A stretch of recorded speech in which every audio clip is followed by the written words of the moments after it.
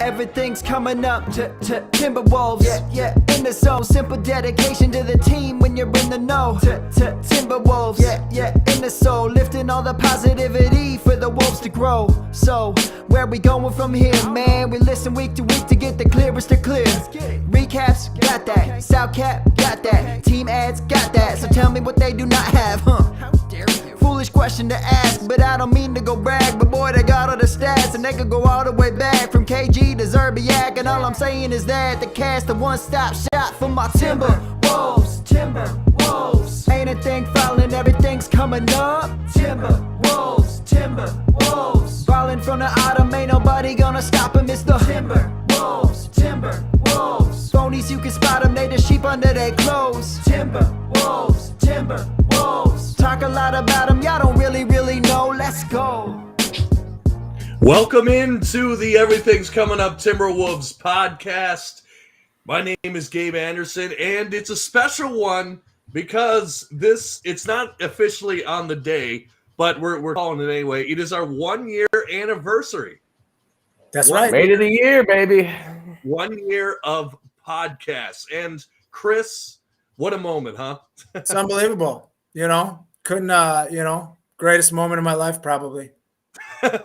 I mean, there's your marriage, your kids. And actually, there's probably a couple thousand. But other than that, it's right up there.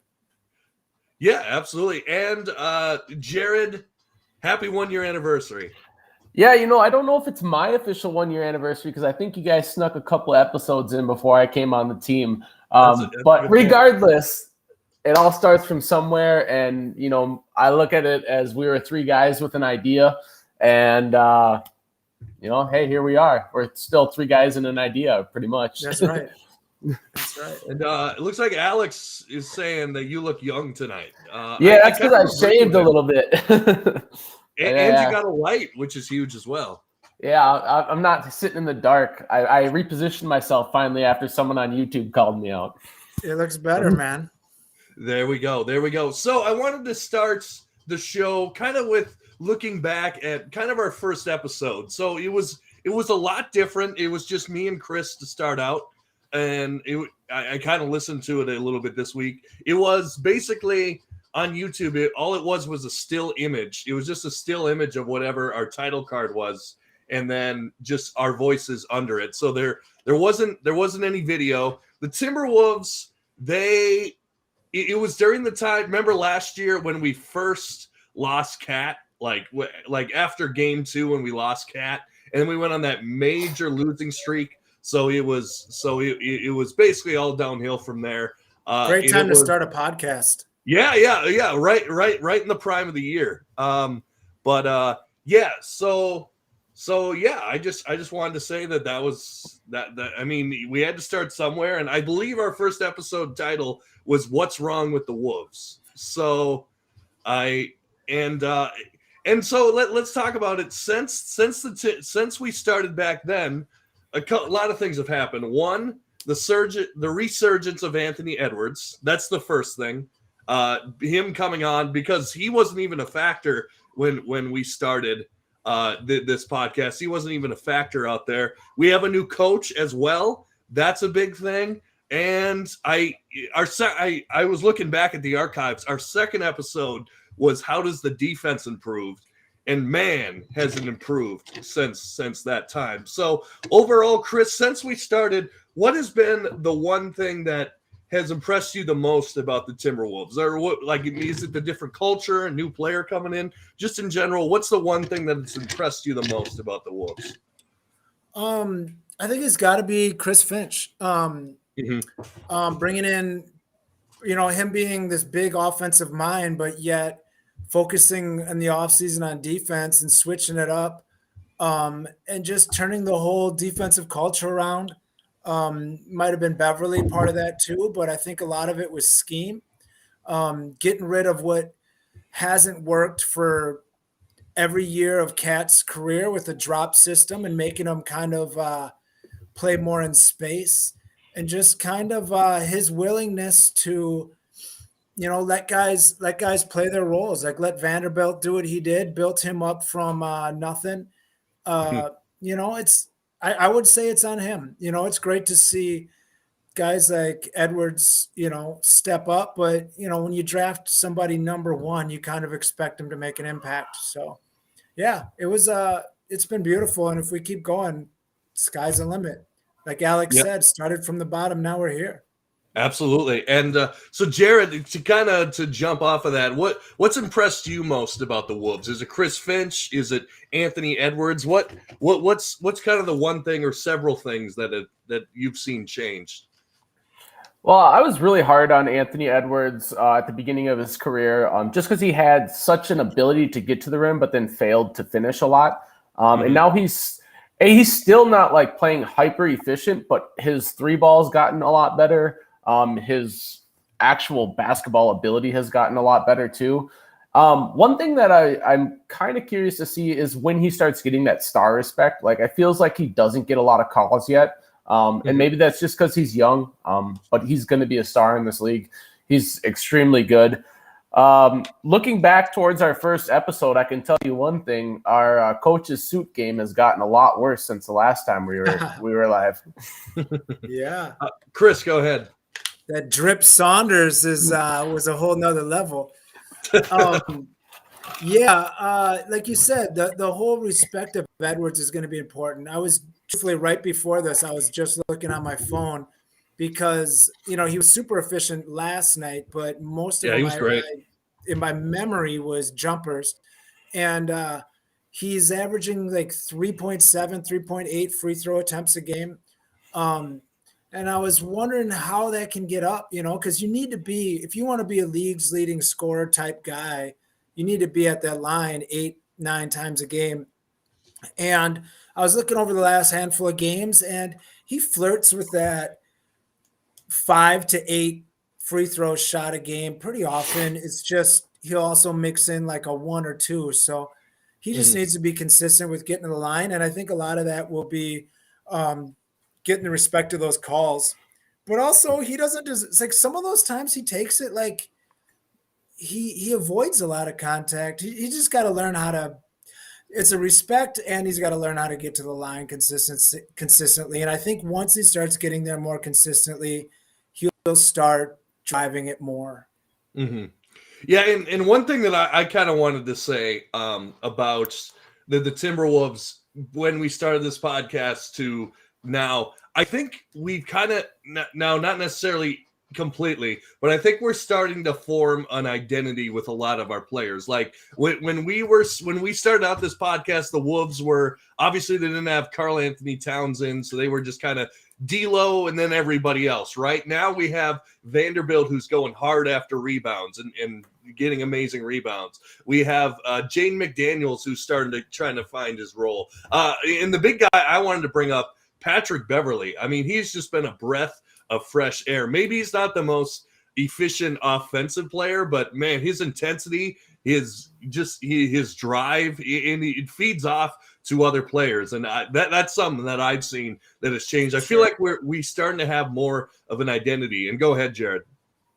Yeah, when we first started doing this, our goal was to finish like 13th in the West, and now our goal is to make the playoffs. I think that's the biggest difference. Is we've gotten a lot better, and we're still young too. But like at the same point in time, like we went from like, okay, we all love Timberwolves basketball, we're really bad, but we have a future, and now our future is starting to like get into the actual like where we want to be. I think that's actually happening. Yeah, the future is actually happening. And like you said, Gabe, we're starting to, and a lot of it's just continuity of having a similar roster 2 years in a row, which is something we haven't had in a decade.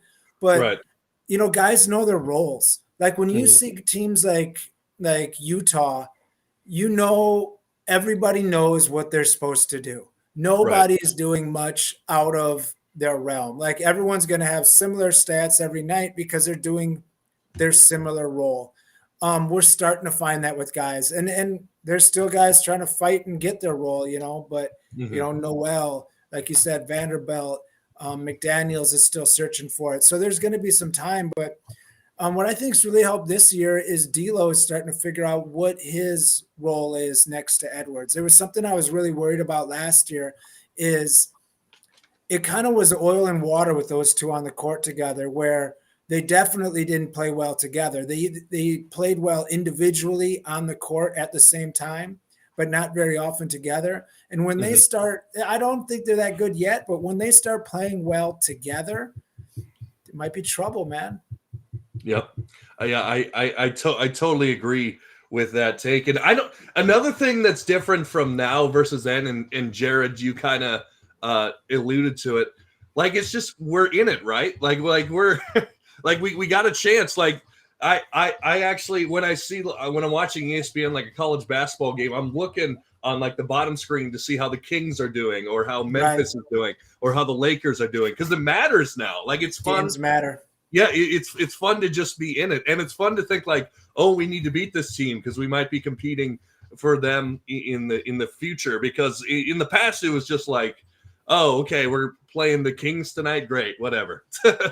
Oh yeah, this time of the year, I would be deep into the draft combine. I would be deep into scouting reports of Euro bigs, and how they are off the dribble compared to in the post. Like, I mean, I was nonstop looking at prospects. I haven't looked at any of them. I'm starting to now look at sleepers or late first round guys that might, be something like that kind of thing, which was nice to look at, where I don't even care who's drafted top 5 this year. Like, that's going to feel good to not have to worry about that.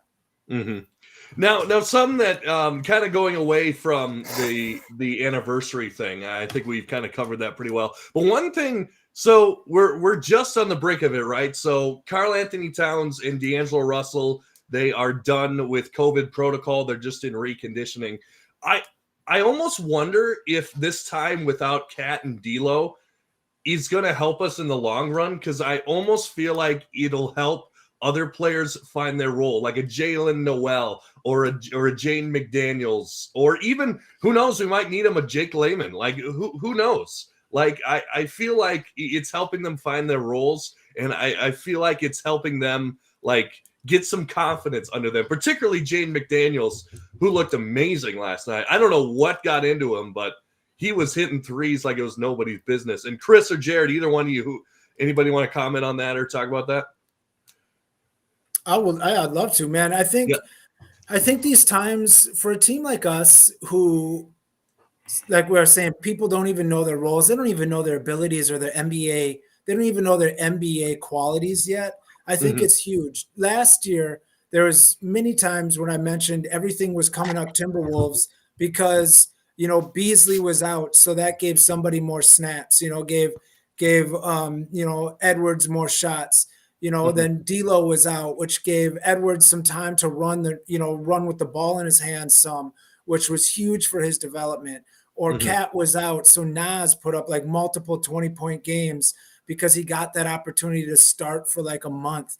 Like, things like that are huge and can't go forgotten. And what's happening this year is, right now, with those stars out, the guy that I think has really been the best is Beasley. And he might not be the one most people are looking at, but this man has been firing. He's been back to what he used to be. I looked it up before I got here.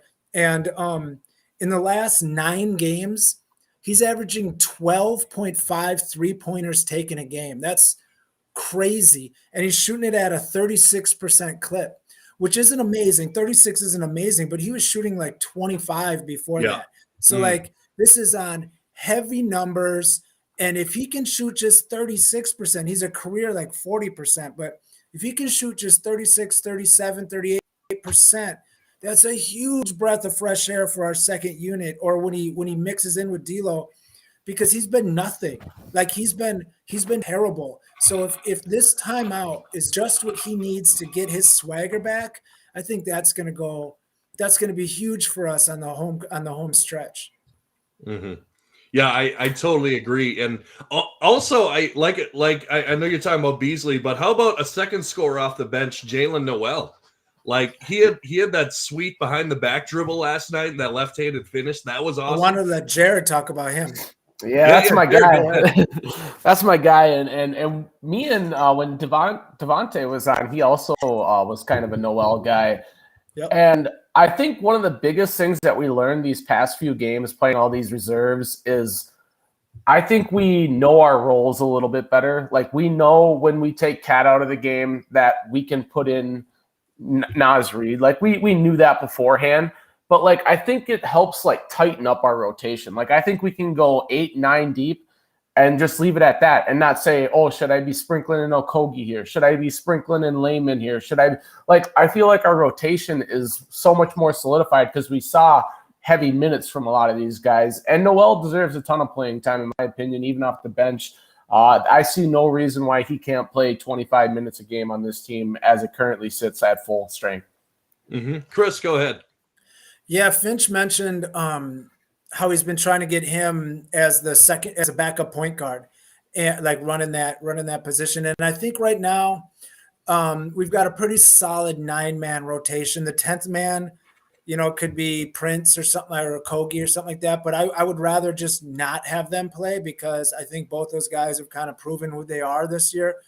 And the thing that's scary about Noel is what I like about Noel, I wouldn't say scary, is and I mentioned it last podcast or the time before when Noel was hot, when he dropped like 35 on Boston. He's a very streaky distance shooter, and he was hot for a little bit there. And I think in his last 23 pointers, he's made 2, and that's over these last 4 games. So, but he's been playing well. That's the thing. Like his 3-pointer has been crap, but he's been getting to the line. He's been getting into that mid range. He's been getting into his bag, and he can get NBA buckets in different ways. And that's something that I was good to see him do, not only for us, but just for himself, to let him know that he can do it. He's been dunking on people, it's been a pleasant surprise to see what he's done. If he can just be a little bit more of a play creator, that would be nice. But either way, I think he's solidified himself as part of the rotation from here on out, unless, until something changes. Mm-hmm. Absolutely. So one thing, I know we got a question in the chat, which we'll get to in a second, but one thing that I want to get to is kind of questioning, is the Marrow experiment over? Because even when we had people out with COVID and COVID protocol, he's still not playing, even though we barely had anybody out on the floor. So do you think it's something in practice that Coach Finch is seeing that he's not liking, or what do you think? Because he was, I know I was at a couple games this year where he started, but I'm not seeing him on the floor at all. I don't think he's a great scorer, but what do you think, Chris? I mean, do you think this is Marrow experiment's over, or just a young guy? For now, he's 20 years old or something. I think it's kind of like what Zimmer said about Mon. I've seen who he is. I've watched him play. He's not ready yet, which is fine.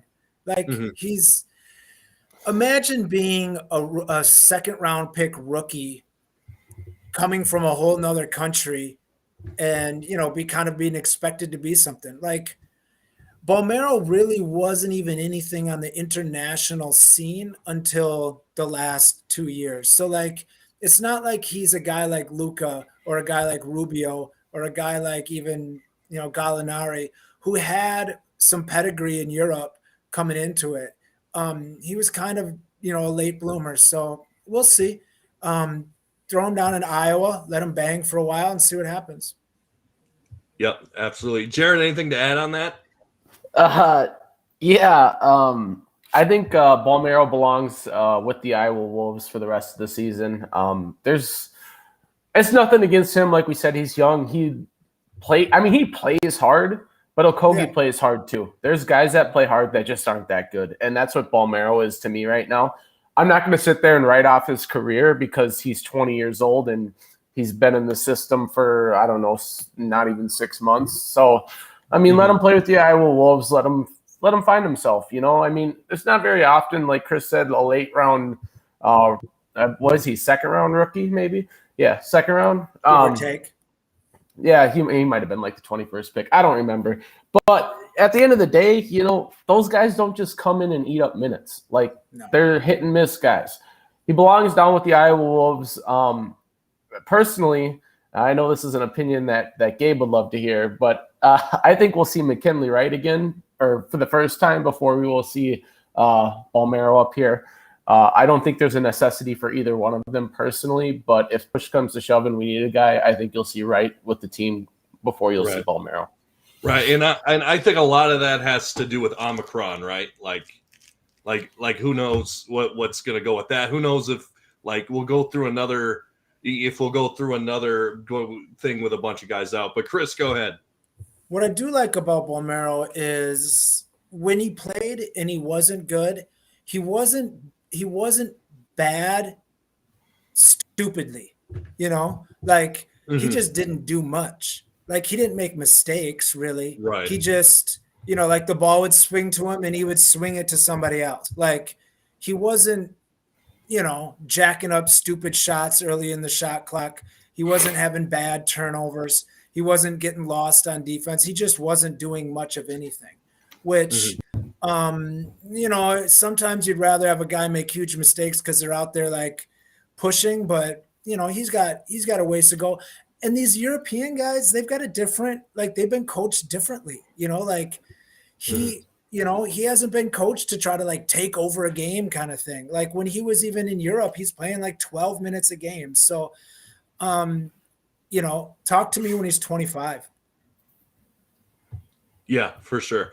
So one question that we have from the chat, any bold second half predictions? And then he followed it up with not second half, but maybe like trade deadline predictions. Like, so we can talk about that. Any like predictions from, say, like for the trade deadline or second half?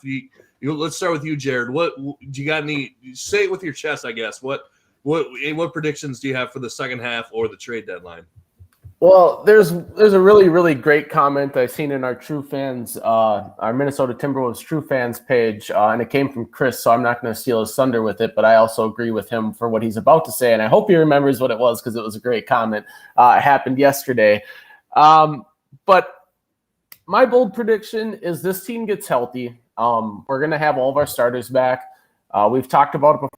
The Timberwolves starting five is one in the NBA in efficiency by a wide margin compared to every other team. And it's not like by a little bit, like it's by a lot. So if we can get our bench to, you know, be serviceable, get guys like Noel, Beasley, and then maybe Naz Reid. And I think one thing that we need to do is start tightening our rotation a little bit. I think we're a little bit too loose with it, or were prior. I don't want to see us run 10 deep. I'd like to see more 8 or 9. Personally, but tighten that stuff down. It's time to win games, and we got a favorable schedule coming up. So that's my prediction. We got a favorable schedule coming up. We're going to start winning games. We'll be right back in the swing of things here. Was it me saying that we're starting a 6-game win streak? Is that what it was? I believe that's the exact words it was. Yeah. That last night was the first game of a 6-game win streak. So that's a prediction. But, you know, trade deadline stuff, I mean, it's going to be tricky because we don't have a lot of assets. So it's going to come down to we're probably I don't see why we wouldn't be willing to give up some first round draft picks. We've got our 2 stars, if you want to call them that, are 25. Anthony Edwards is 20. I think McDaniels is 21. And Naz Reid is like 21. So if you can lock those guys in, do you really need another 19-year-old guy on this roster? You know, no. You don't see guys making NBA finals or teams making NBA finals runs with meaningful 19, 20-year-olds. So it's time for us to trade, you know, a couple future firsts and whatever cap we have. Like there's a reason why we have 2 guys making $14 million on expiring contracts. They're going to be used for trade bait, and hopefully we can put that package out there, kind of like when you're playing 2K in dynasty mode, which in my opinion is the only way to play it. And totally agree, by the way. Good. You put together a trade package where you're like, I'm going to put in 2 first-round picks, Torian Prince and McDaniels, and what would these other teams offer me? And if some team's like, yeah, I'll give you, Miles Turner for that, you hit accept. You know, if someone says they give you, you know, some other bum, like, no, you don't. So I think we're going to put our guys out there and we're going to see what we can get. But I would be surprised if we don't try to improve the power forward position or, a guard position, because as much as Noel's been great and everyone's been in love with Noel over this last stretch, after that Boston game, I mean, he's averaging 11 points a game. Like, let's not pretend like he's blowing the roof off the place. So we could really use some impact off the bench in the guard position. Jared, go ahead. Someone in our page mentioned something kind of interesting, and I kind of want to get your guys' thoughts on it because it kind of struck me as interesting. And it had to deal with Ben Simmons and Damian Lillard. I know we've talked about Ben Simmons a ton on this page, but Portland's 14-22, and they're probably going to sell one of these guys, whether it be Dame or whether it be CJ. Do you guys think that probability helps us in trying to acquire a guy like that? Not specifically Simmons, but having a third team with a big to match contracts. Gabe, what do you think? Let's see here. Well, first, let me preface this. I know we said that it was going to happen before. I don't think we're going to get Ben Simmons. I really don't think it's going to happen. Just the more and more it drags on, the more and more I think. But yeah, I think it could help us for something else, like maybe a Miles Turner. I think that could help us just to match salaries and stuff like that. But so definitely, Chris, what do you think? I got a ladybug dive bombing me. Yeah, I think it helps dramatically. Because let's say that Portland gets rid of Dame Lillard, right? Why? I mean, do they really think that adding Ben Simmons to CJ McConnell and Nurkic is like, oh yeah, we're going to just load our hands up with championship rings? You know what I mean? Like, that's not the roster. So they're going to blow that whole thing up. And we're going to, they're probably going to go draft picks, go young and see what they can do. I think with the whole thing, like Ben Simmons not coming here, it's always a long shot, but if I was to tell you, well, who do you think Philly's going to trade him to then? Like, there's really no team that makes sense other than us, unless it's like Golden State, and that kind of doesn't make that much sense either. So, I mean, unless they're planning on just holding on to him, I could see us packaging multiple firsts, McDaniels, who happens to be from the state of Washington, Noel, maybe, who happens to be from the state of Washington, and send those guys up to Portland and do a 3-team deal and put all the picks and maybe Maxey. Maybe it's something like Maxey, 3 firsts, Noel and McDaniels and Prince for cap reason going to Portland, and then Dane going there and us getting Ben. Like, I don't know. Yeah, I don't know. I still don't think it's going to happen. I've gone on record saying I don't think the Ben Simmons things is going to happen. But by the way, it looks like the Russian hackers have found our page, whatever this is. I saw that. That's beautiful. That means we're somebody. Yeah, we're making some kind of footprint. They've moved on from the election. They've moved on to local sports podcast. But anyway, we won't get political in the show. But I'll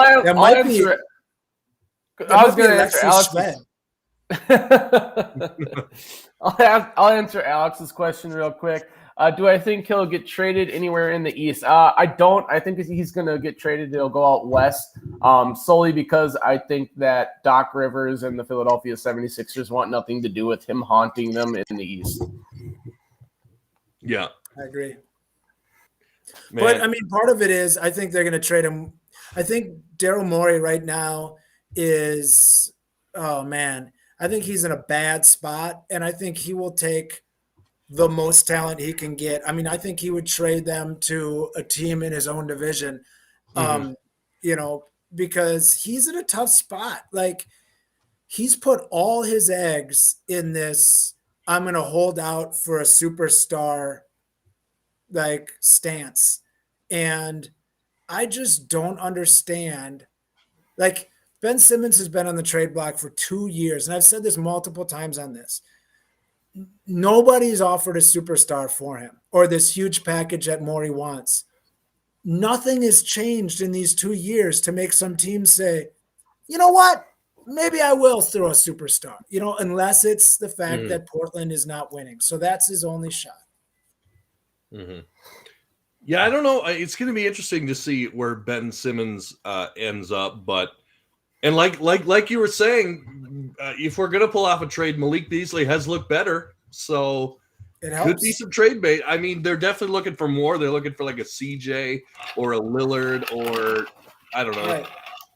They're obviously not looking for Brogdon anymore. But and by the way, before we go on, we got to give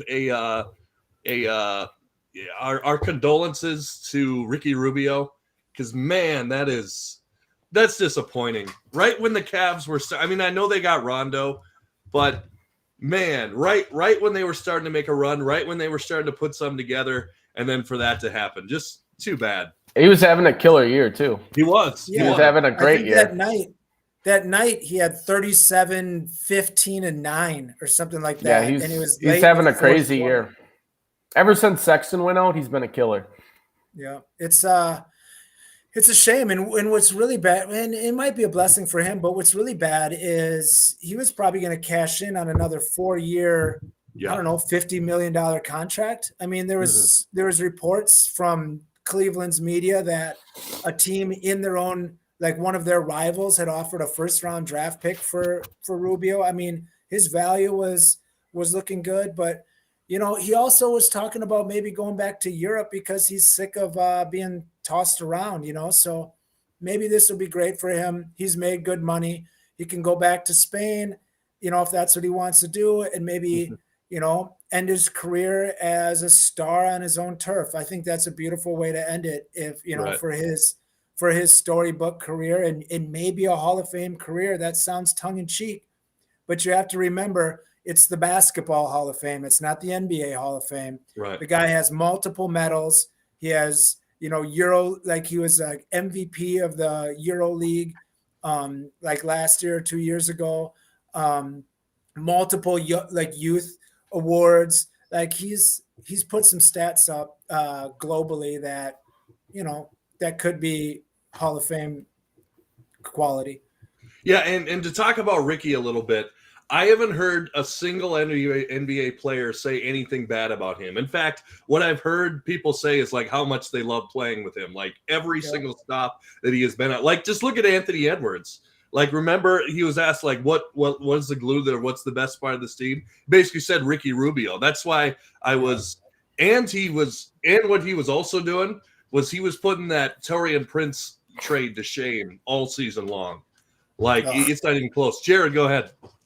The best video on YouTube, I already know some of you guys might know where I'm going with this, but the best video on YouTube is Rubio with the Wolves, and he's talking to Alexei Shved, and they're both young at this time, and they're playing the Lakers, and they're getting smoked, and he goes up to Alexei and goes, "Alexei, change this face, be happy, enjoy it." It was great. It's like it just shows you how much he's like, you know what, I love you, man. It doesn't matter. We're playing basketball. It should be fun. Enjoy it.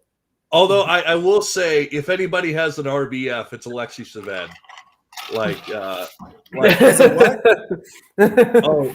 I'm sorry. It was resting bitch face. Oh yeah. Yeah. I mean, I'm looking at all of his pictures and he's not smiling in any. That's because he didn't understand what people were saying. Man, that dude didn't know English at all. That's true. That's a good point. But literally every picture he's not smiling, even ones where he's supposed to smile.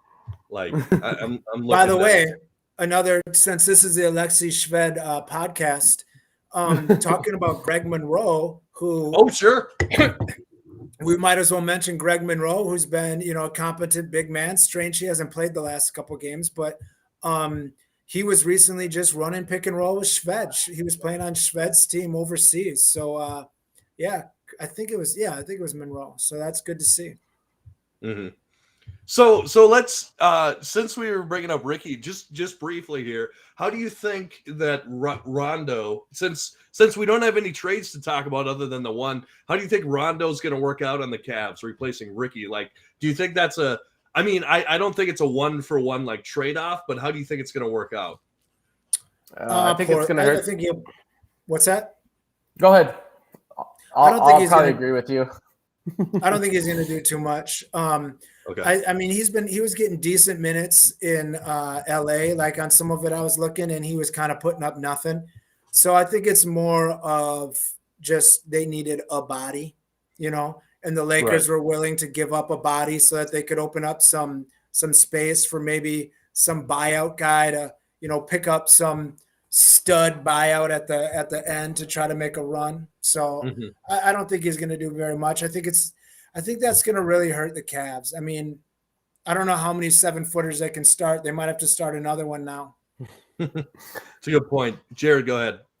I think you'll see Rondo play anywhere from 15 to 18 minutes a game. You're just going to see Garland play a ton of minutes for as long as he's healthy, in my opinion. Rondo he's like Lou Williams to me.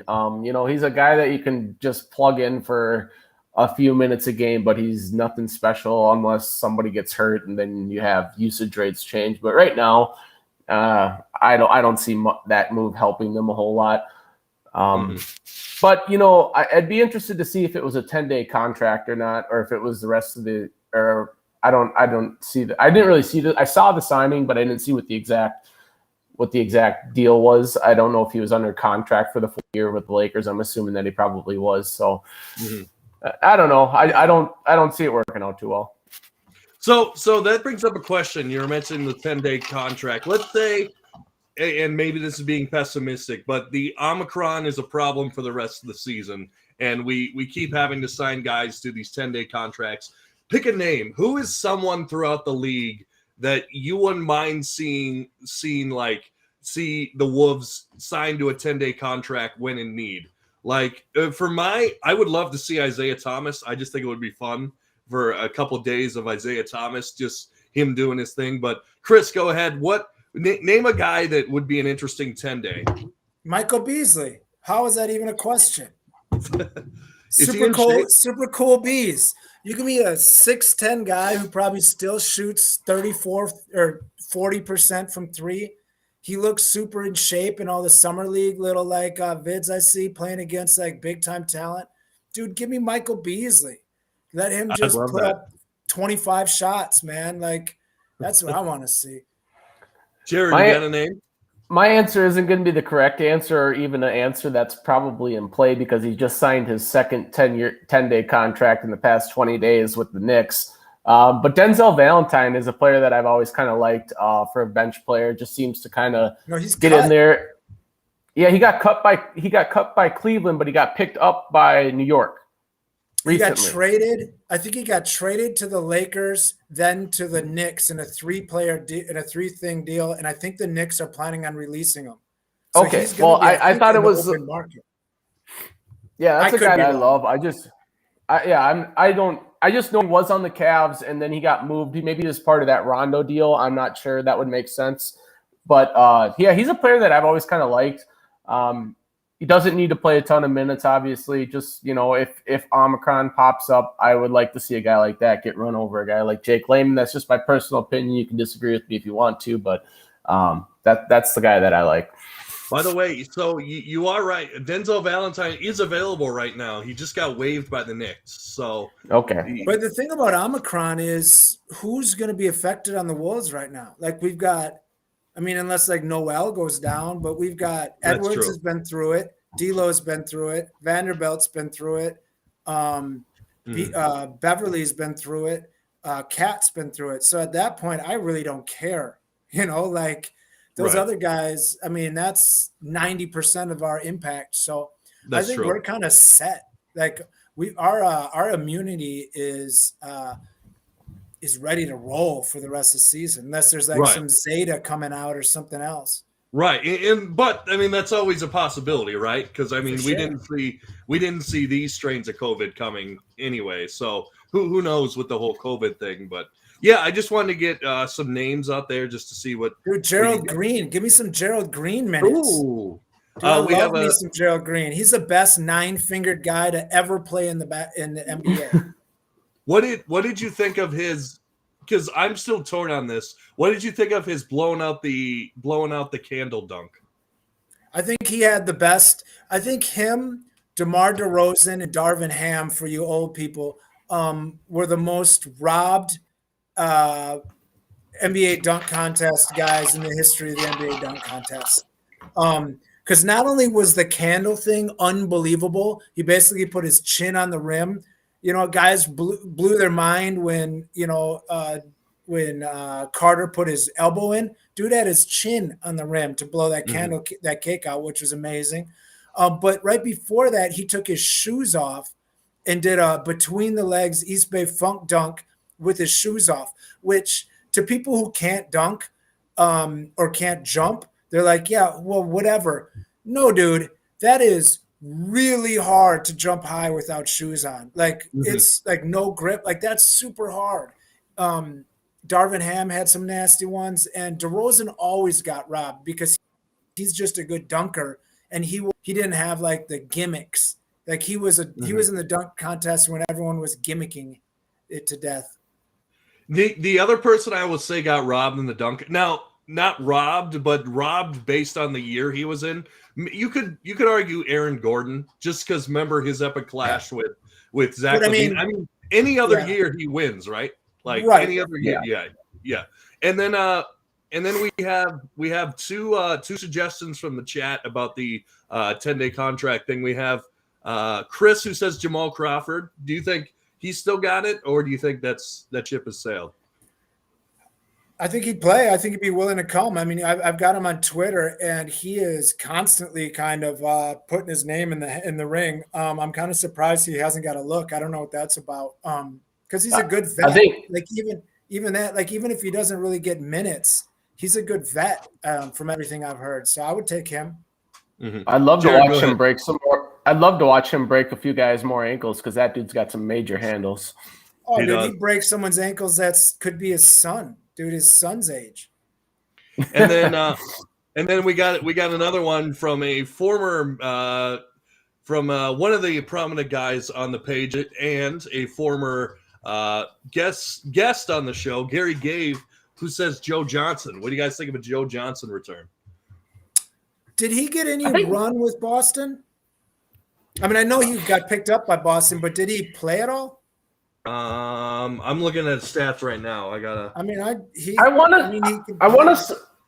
want to say that he played in the Big Three or something and was like killing it in the Big Three. MVP multiple years. He kills it in the Big Three. And he might have even been on a team. And have you guys that it's called like The Tournament on ESPN? It's like a former college teams that guys that don't. I think he might have been on a team or coached a team on there. So he's still been hanging around in the basketball world. Yeah, no, he was just he like Chris was saying, he got picked up by the Celtics. Then for a 10-day, but I don't know if he got in any games. Yeah, he got in one game. He had 2 points. So I want to get this thought in before it leaves me. We were talking about guys with 9 digits. Not to bring up 9 digits, but have you seen the guy in high school? I think I don't know his name off the top of my head. One hand, the one hand dude. That dude's a killer. He is phenomenal. I wish I knew it. One arm. Yeah, one arm, and he is unbelievable.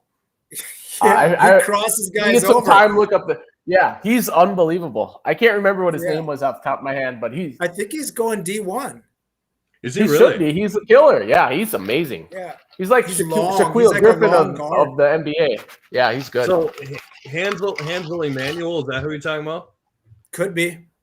Yeah, Sounds right. I just looked up one arm. You told me Jim Carrey, and I would have said because I did it before. Yeah. No, he crosses guys over and takes them to the hoop, and he how can you let a guy with one arm cross you over, man? Like, come on. No, that's the thing. So this brings up a story from AAU basketball. We once played a kid with he had one arm, so he had like the stump thing, you know what I'm talking about?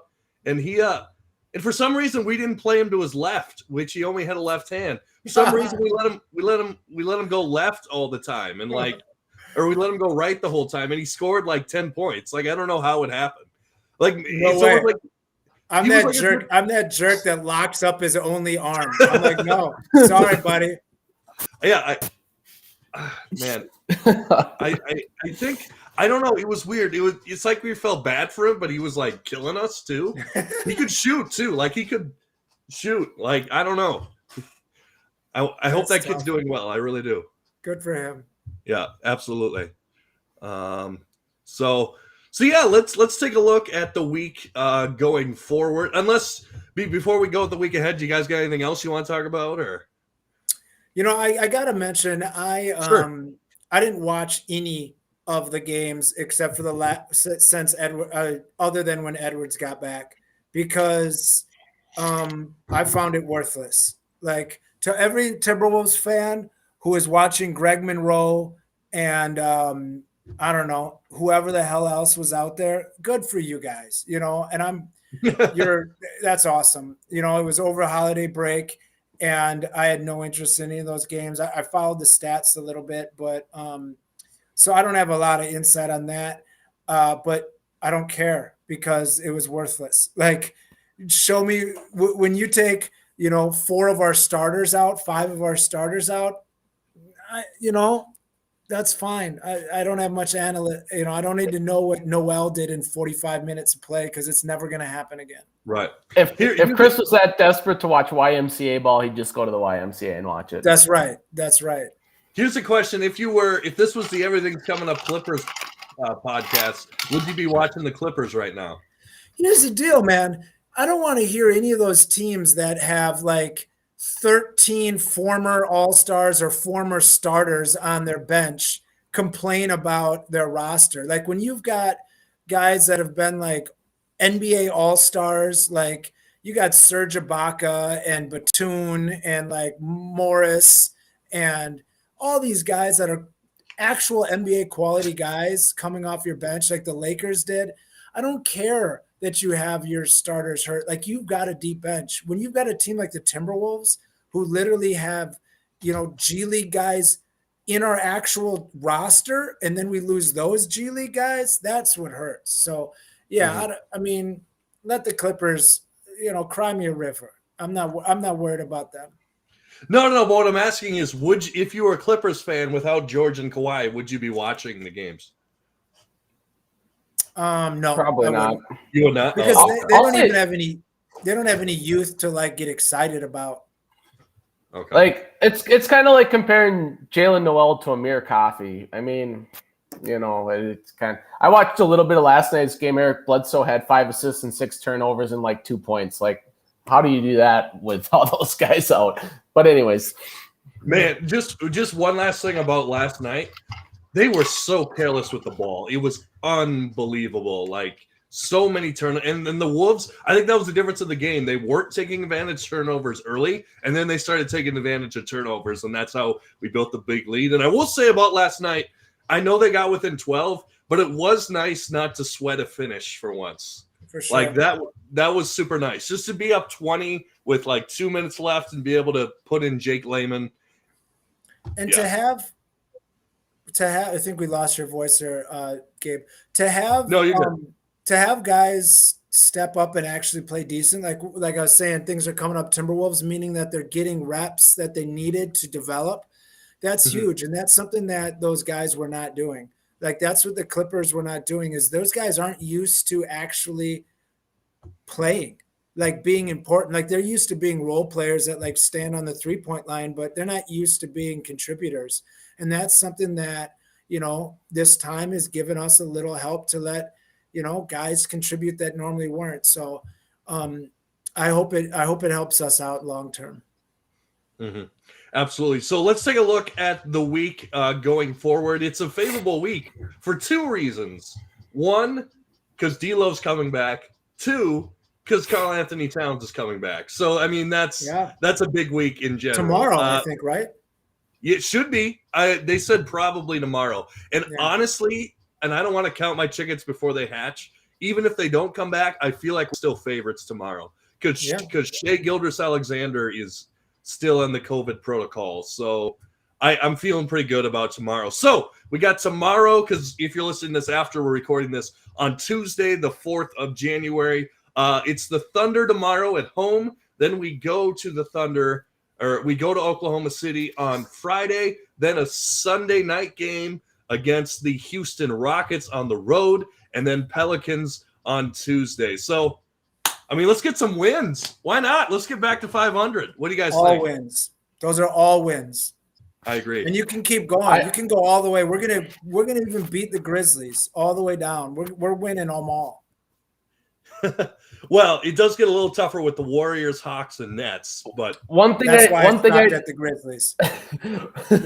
One thing I do want to mention, we've talked about this many times this year, how all the stars seem to come back when they need to play the Timberwolves. Like, oh, Luka was out and then he was back to play us, and Mitchell was out and then he's back to play us, and the list goes on and on and on. Klay Thompson's coming back this week to play against the Timberwolves, so there's that too.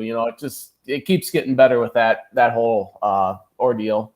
That's the thing, though. I want to play their best. Like, I don't know. I guess I want wins too, but I don't know. I want to see the Stars play, and I don't know. Just watching the Jazz lately, I honestly, and now I know, like Gary Gay was talking in the chat, like that Utah is starting to have some COVID trouble, so that might tip the iceberg. But if there's any teams, if there's any team that I don't want to play in the first round, it's the Utah Jazz, because I think they have our number, and B, I just think they're a great team. Like Chris, you were saying earlier, everybody knows their roles, and they got so many snipers. And Donovan Mitchell, I think, is the most slept-on player in the NBA because he's amazing. He plays in Utah. Nobody knows that. You could, if you gave a map to 90% of the Americans and you said, point to where Utah is on this map, I bet you I'll point at Idaho or Colorado. Yeah, you got no chance. Like, nobody's got a chance. Like, yeah, he's definitely slept on.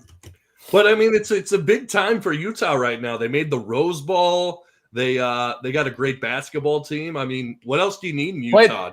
Played really well in that Rose Bowl game too. I'll say that. That's true. 9 wives. 3 wives. Yeah, exactly. Anyway, so I think we'll leave it there. Jared, happy anniversary. As always, is a real fun one. It's always fun to sit on a Tuesday night and talk basketball. I'm kind of happy I figured out how to use this restream thing. This is kind of cool. We were on Twitter, we were on my Facebook, we were on my Twitch, so that was kind of cool. I love to see it. Hopefully I can figure it out next week too, because that was kind of fun. Yeah, absolutely. And Chris, happy anniversary. Yeah, thanks, man. Let's get some W's. I think if we get like these next 5 or 6, I think we're 500, 1 over 500 again, and then it's time to make the big push. Absolutely. If I don't get chocolates in the mail from either one of you guys, I'm out next week. I'm just kidding. I mean, check your mail right now. It is the Everything's Coming Up Timberwolves podcast. Make sure to like, share, and subscribe on YouTube, and follow us on Spotify so you never miss an episode. And as always, go Wolves.